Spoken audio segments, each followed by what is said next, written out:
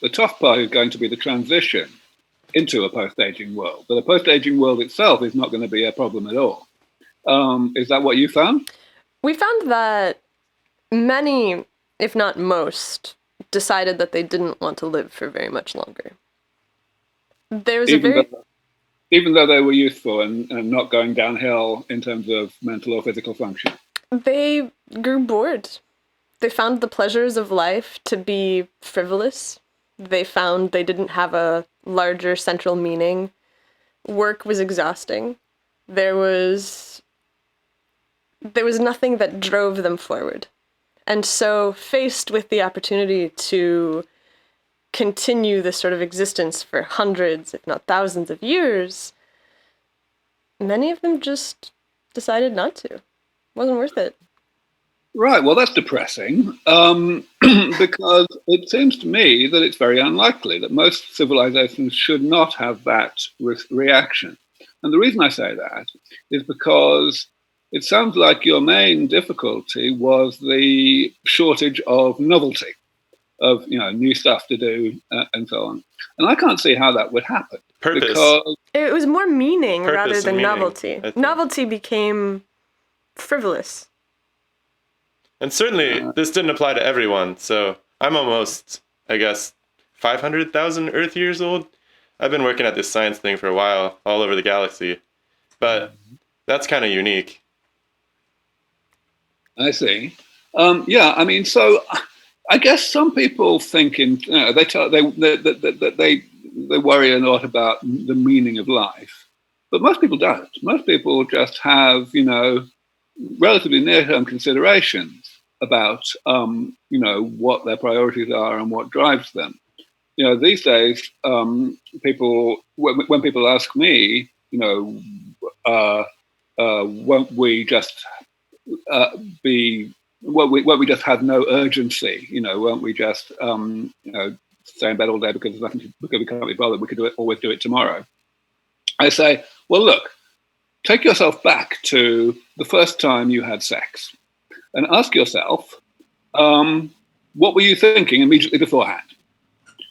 In particular, were you thinking, oh my God, I have to get this person into bed right now because I've only got another 60 years to live?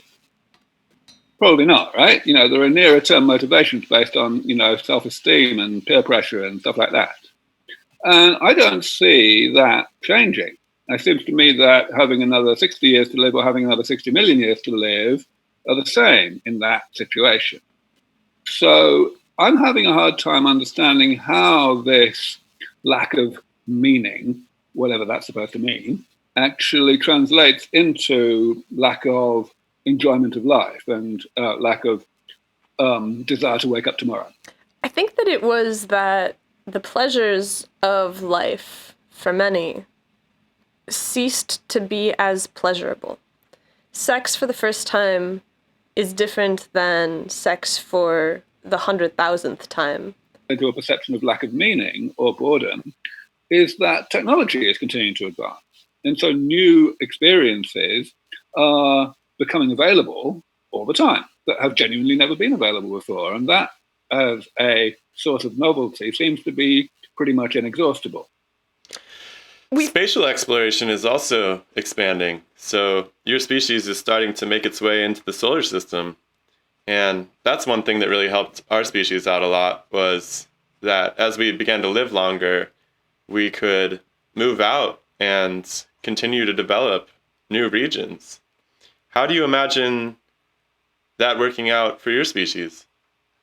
Have you been paying attention to the space exploration programs? Sure, and I certainly think this is worth doing. A lot of the most innovative work in space exploration right now is driven by the concept of what we call existential risk. In other words, the risk that some event would happen that would wipe out the entire human race in one go. The idea is that most of those events are things that would be the result of something terrestrial, and therefore, if we had some small subset of the human race that was not on Earth, then the human race itself will continue. Like a backup hard drive. That's right. Now, of course, this kind of begs the question of whether the human race itself has some value. In other words, whether the survival of anybody is important, or whether, in fact, almost everybody dying is actually almost as bad as absolutely everybody dying. So, this is just a philosophical question that people agree to disagree on. But certainly, that's one of the main drivers right now is having off-site backups, as you say. Beyond that, some people say stupid things like this would be the way to solve the problem of overpopulation that would arise from no longer having aging. That's complete nonsense for straightforward mathematical reasons. We're just, you can't get to enough space in enough time. But that's not the main driver. Most people don't think in terms of mass exodus into space. They just think in terms of, as you say, exploration. Are you worried about that overpopulation question? You probably get that a lot. Sure do. Yeah, definitely not. So first of all, of course, we have to take into account the fact that fertility rates plummet whenever any society gets to a certain level of female emancipation and education, and they just seem to think that there are better things to do than having just lots of kids, or indeed having any kids early. So the average age at which women have the few kids they do have tends to rise. And once we don't have aging, and therefore we also don't have menopause, and it's possible to have kids whenever you like, the tendency to postpone having your first kid will obviously have a great deal more freedom, and therefore we could easily see fertility rates actually coming down as a result of longer lifespans. However, still, if nobody's dying, and of course we would expect that there would still be death from causes that don't have to do with how long you were born, but we shouldn't set too much store by that, because that risk of death will also be going down over time, as we invent, for example, self-driving cars that are safer than regular cars and so on. So, yeah, if we presume basically no death as an approximation, then clearly population is going to go up.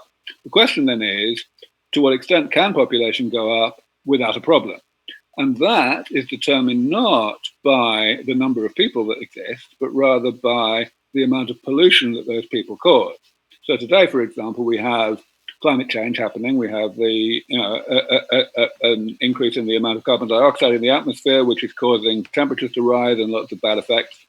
But that's fundamentally because we're still burning a lot of coal and oil to make energy, and that's changing. Already, we are seeing that technology has allowed energy from the wind and from the sun to be generated at a price that's very comparable to the price of energy from fossil fuels. And that's going to carry on happening. So we are going to see a dramatic fall in that type of pollution very soon. We're also going to see dramatic falls in pollution from plenty of other sources. For example, artificial meat that's going to be quite soon both tastier and cheaper than regular meat, and therefore saving the greenhouse gases that are generated by agriculture. Things like bacteria that can degrade plastics that are currently accumulating in the oceans and so on.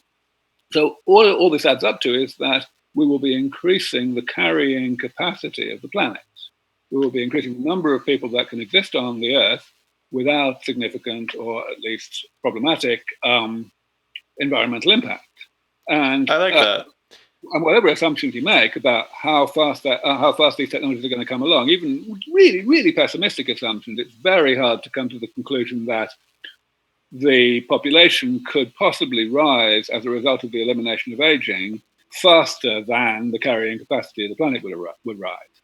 Now, of course, we can imagine that in the very distant future, thousands of years into the future, that we would have so many people that we genuinely did have a problem of having enough space rather than simply having enough, having too much pollution.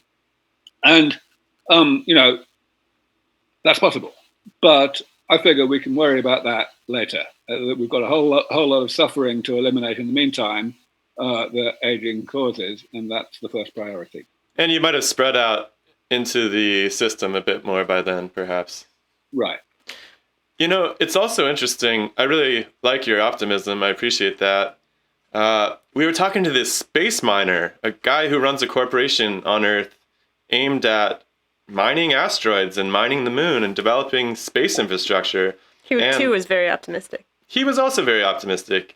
And one thing he points out is that actually moving industry into space, so to the moon, for instance, could deal with a lot of these pollution issues by externalizing the environmental damage into the vacuum of space and keeping Earth as a sort of life raft for you guys. Well, sure, yeah. I mean, this is really, as far as I'm concerned, one facet of the rise of automation. In general, it's pretty straightforward to make robots that can withstand environments that humans cannot withstand because they're too polluted or too hot or whatever. And the more we get, the more progress we make in developing artificial intelligence and autonomy